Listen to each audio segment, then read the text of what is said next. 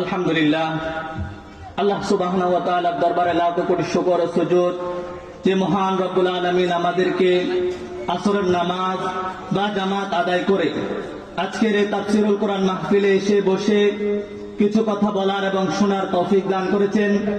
এজন্য আমরা সকলে দিল থেকে শুকরিয়া আদায় করে বলছি আলহামদুলিল্লাহ। নিয়ামত আল্লাহ তাআলা মানুষকে দিয়েছেন, এই নিয়ামতের আল্লাহ তাআলা বলছেন লা ইন শাকারতুম লাযিদান্নাকুম ওয়া লা ইন কাফারতুম ইন্না আযাবি লাশাদীদ। আল্লাহ তাআলা কোরআনে কারিমের মধ্যে বলছেন তোমাদেরকে আমি নিয়ামত দিয়েছি, তোমরা এই নিয়ামতের শুকরিয়া আদায় করো। যদি তোমরা শুকরিয়া আদায় করো তাহলে আমি মহান রব্বুল আলামিন এই নিয়ামতকে আর বাড়িয়ে দিব, আর যদি তোমরা শুকরিয়া আদায় না করো তাহলে জেনে রাখো আমার আযাব বড়ই ভয়ঙ্কর। আসলে এই মাহফিলটা আমাদের জন্য অনেক বড় একটা নিয়ামত, যেটা আমরা অনেক কষ্ট করার মাধ্যমে আজকের এই তাফসীরুল কোরআন মাহফিলকে আমরা সাজিয়েছি। এজন্য আমরা যারা এলাকার আছি আজকের এই মাহফিলকে সৌন্দর্য করার জন্য আমরা সকলেই বাইরে ঘোরাফেরা না করে মাহফিলের প্যান্ডেলে এসে বসে কিছু দিনই কথা বলার এবং শোনার জন্য সকলকে উদার আহ্বান করছি। সকলে আমরা বাহিরে ঘোরাফেরা না করে মাহফিলের প্যান্ডেলে এসে যাই। আল্লাহ তাআলা যে নিয়ামতের শুকরিয়া আদায় করতে বলছেন, পয়গম্বর মুসা আলাইহিস সালাতু ওয়াস সালাম আল্লাহ তাআলার সাথে তার জীবনে তিনি আল্লাহ তাআলার সাথে কথা বলতেন। কোরআনে কারিমের মধ্যে আছে ওয়া কাল্লামাল্লাহু মুসা তাকলিমা। মুসা আলাইহিস সালাতু ওয়াস সালাম আল্লাহ সুবহানাহু ওয়া তাআলার সাথে কথা বলতেন। তো একদিন পয়গম্বর মুসা আলাইহিস সালাতু ওয়াস সালাম আল্লাহ তাআলার সাথে কথা বলার জন্য তার ঘর থেকে বাইর হইলেন। পয়গম্বর মুসা আলাইহিস সালাতু ওয়াস সালাম যখন তার ঘর থেকে বাইর হয়ে কিছু পথ পাড়ি দিলেন, এই পর্যায়ে আল্লাহ পয়গম্বর মুসা আলাইহিস সালাতু ওয়াস সালামের সাথে একজন ব্যক্তির সাথে দেখা। ওই ব্যক্তির সাথে যখন দেখা, ওই ব্যক্তি অনেক ধনী এবং অনেক টাকা পয়সার মালিক। পয়গম্বর মুসা আলাইহিস সালাতু ওয়াস সালামকে ওই ব্যক্তি ডাক দিয়ে বলল যে পয়গম্বর আপনার সাথে আমার কিছু কথা আছে। তো পয়গম্বর মুসা আলাইহিস সালাতু ওয়াস সালাম সাধারণত তিনি নবী, সকলের সাথে তাদের একটা মহব্বত মিল মহব্বত থাকে। তখন পয়গম্বর মুসা আলাইহিস সালাতু ওয়াস সালাম ওই ব্যক্তিকে বললেন জি ভাই আপনি আপনার কথাটা বলুন। তো ওই ব্যক্তিটা পয়গম্বর মুসা আলাইহিস সালাতু ওয়াস সালামকে বলতেছে পয়গম্বর আমি চাচ্ছি যে আমার সম্পদ তো আল্লাহ তাআলা আমাকে অনেক দিয়েছেন, আমি চাচ্ছি আমার সম্পত্তি যেন একটু কমিয়ে নিয়ে আসতে। তুমি একটু আল্লাহ তাআলাকে জিজ্ঞেস করিও কিভাবে আমি আমার সম্পত্তিকে কমাইতে পারি। এই দুনিয়াতে তো অনেক মানুষজন আছে যারা সম্পত্তিকে বাড়ানোর জন্য দিনকে দিন চেষ্টা করতেছে, কিন্তু ওই ব্যক্তি পয়গম্বর মুসা আলাইহিস সালামকে জিজ্ঞেস করতেছেন কিভাবে আমি আমার সম্পত্তি কমাতে পারি। তখন পয়গম্বর মুসা আলাইহিস সালাম বলতে আচ্ছা ঠিক আছে আমি আল্লাহকে জিজ্ঞেস করবো কিভাবে তুমি তোমার সম্পত্তি কমিয়ে নিয়ে আসতে পারো। এরপর পয়গম্বর মুসা আলাইহিস সালাম ওই ব্যক্তি থেকে বিদায় নিয়ে তার গন্তব্যস্থানে তিনি পৌঁছাতে লাগলেন। মধ্যপথে আরেকজন লোকের সাথে দেখা, ওই ব্যক্তিও পয়গম্বর মুসা আলাইহিস সালামকে বলে ডাক দিচ্ছেন ও পয়গম্বর আমার একটু কথা শুনুন। তখন পয়গম্বর মুসা আলাইহিস সালাম ওই ব্যক্তিকে বললেন জি ভাই বলেন আপনার কথা।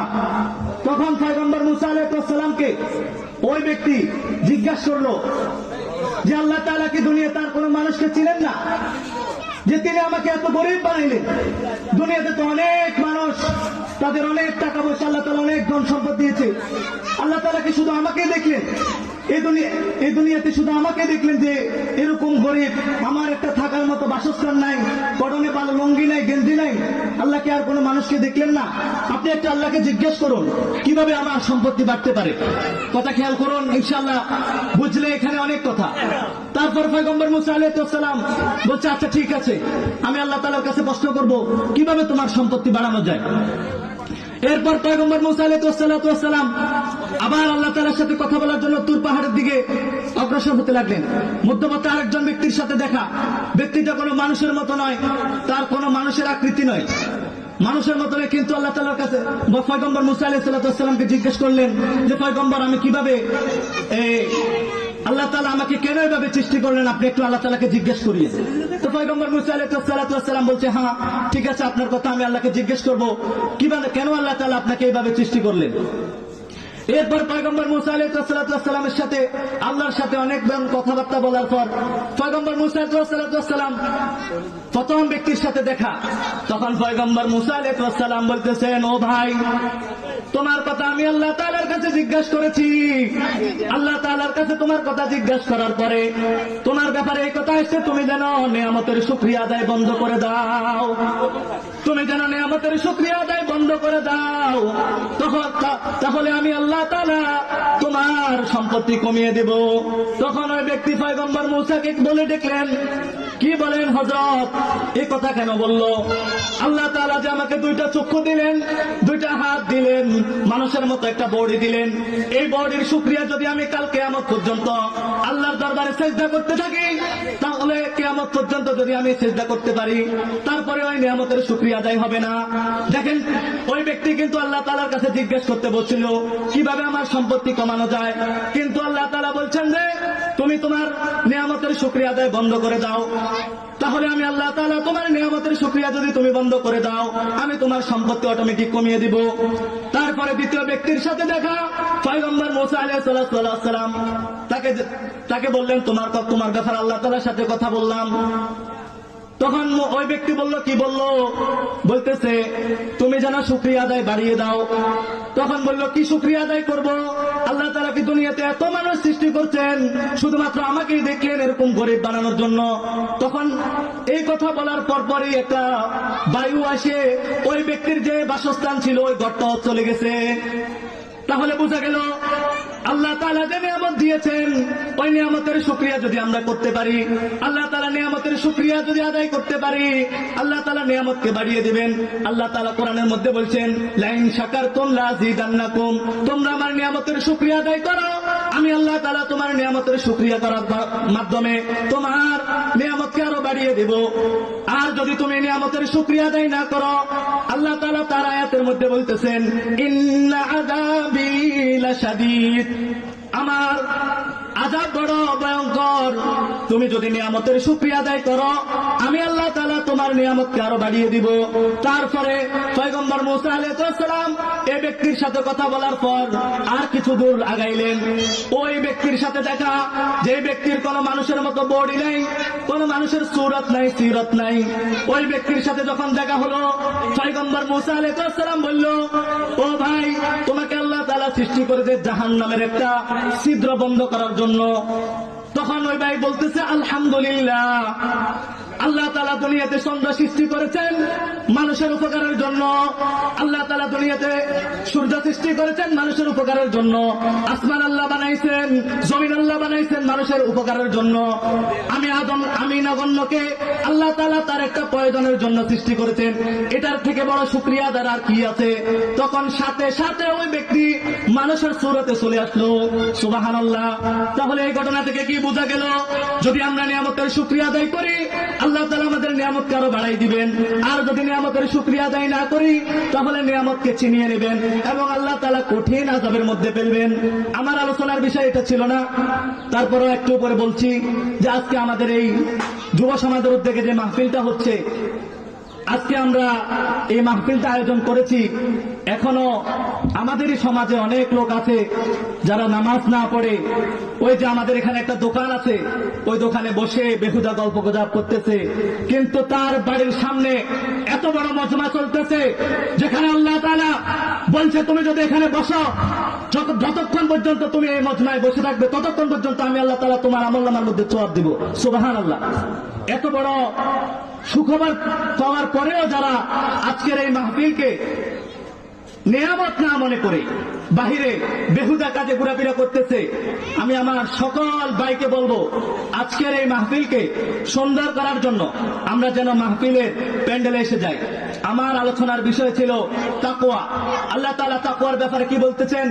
সূরা আলে ইমরানের 102 নম্বর আয়াত আল্লাহ তাআলা বলতেছেন, ইয়া আইয়ুহাল্লাযীনা আমানুত্তাকুল্লাহ, তোমরা আল্লাহ তাআলাকে ভয় করো।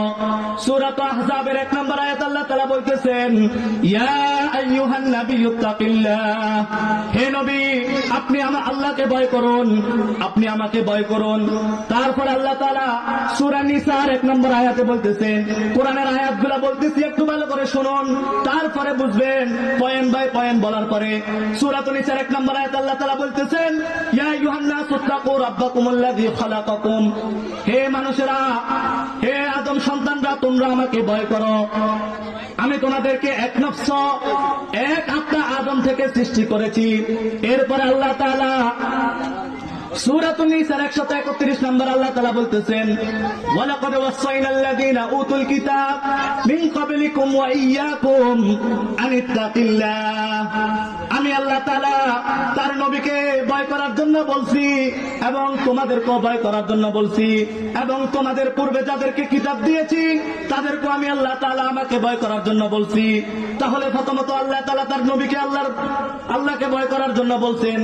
দ্বিতীয়ত তা মানুষ যাদেরকে সৃষ্টি করেছেন তাদেরকে আল্লাহ তাআলা ভয় করার জন্য বলছেন। 3 নম্বরে আল্লাহ তাআলা যাদেরকে আগে কিতাব দিয়েছেন তাদেরকে আল্লাহ তাআলা তাকে ভয় করার জন্য বলছেন। এবার আমাদেরকে আল্লাহ তাআলা স্পেশাল ভাবে সূরাতুল হাসরের 18 নম্বর আয়াতে কি বলতেছেন, ইয়া আইয়ুহাল্লাযীনা আমানুত্তাকুল্লাহ ওয়াল তানজুর নাফসুম মা কদ্দামাত লিগাদিন ওয়াত্তাকুল্লাহ। হে ঈমানদারগণ, তোমরা আল্লাহকে ভয় করো আর আগামীকাল অর্থাৎ কিয়ামতের জন্য চিন্তা করো।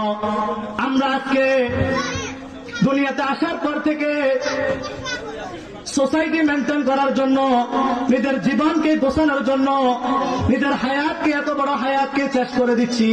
কিন্তু কাল কিয়ামত, এই দুনিয়া আমার জন্য ক্ষণস্থায়ী, কাল আখিরাত আমার জন্য চিরস্থায়ী। যে আখিরাতকে আল্লাহ তাআলা দুনিয়াতে মানুষকে বলছে, আমি তোমাদেরকে এমনি এমনি দুনিয়ার মধ্যে পাঠাই নাই, তোমাদেরকে একটা উদ্দেশ্য নিয়ে দুনিয়াতে পাঠাইছি। উদ্দেশ্যটা হচ্ছে নেক আমল করে কবরে যাওয়ার জন্য আল্লাহ তাআলা পাঠাইছেন। দুনিয়াতে তো আল্লাহ তাআলা আমাদেরকে যদি এমনি এমনি পাঠাইতেন তাহলে আল্লাহ তাআলা তাকে ভয় করার জন্য বলতেন না।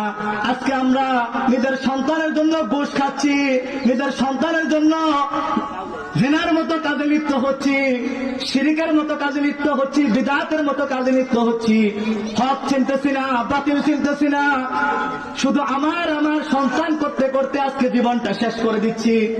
কাল কিয়ামতের ময়দানে, ওই কঠিন ময়দানে, যেই ময়দানে ইয়াউমা ইয়াফিরুল মারউ মিন আখি, ভাই তার ভাইকে চিনবে না, ওয়া উম্মিহি, মা তার ছেলে সন্তানকে চিনবে না, ওয়া আবিহি, বাবা তার ছেলে সন্তানকে চিনবে না, ওয়া সাহিবাতিহি, স্বামী তার স্ত্রীকে চিনবে না, ওয়া বানি, বাবা তার ছেলেদেরকে চিনবে না।